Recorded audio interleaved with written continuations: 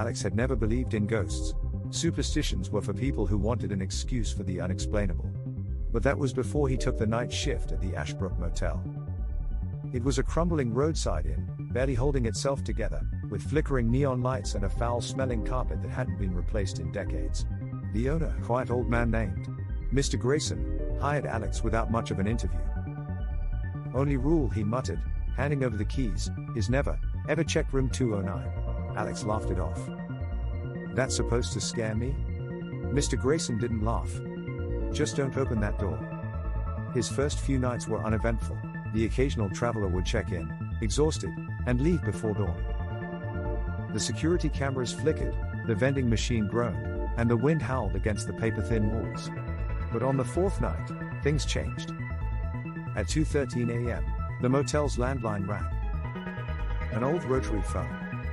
No caller ID. Alex picked up. "Hello." A voice, barely more than a whisper, crackled through the receiver. "There's someone in room 209. A chill ran down Alex's spine. His eyes flicked to the logbook. No one had checked into that room. He hesitated before checking the security monitor. The camera outside 209's door showed only the dimly lit hallway. Empty. Thinking it was a prank, he hung up. But then, knock, knock, knock. Alex's breath hitched. Someone was at the door of room 209. The monitor still showed nothing. Against his better judgment, he grabbed his flashlight and stepped into the hallway. The air was thick, suffocating. He approached 209, pulse hammering.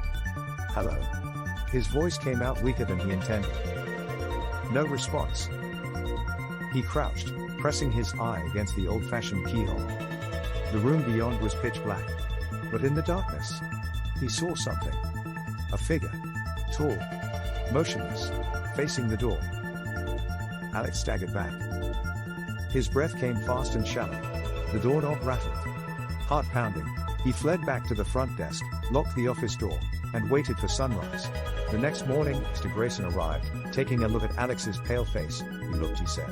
Alex stammered that. "There was something in there." Grayson sighed. "You say it? What is it?" His face darkened. "Last guest in room 209 never checked out. We found her days later, eyes open, dead. She left a note. Don't look through the keyhole. It sees you too."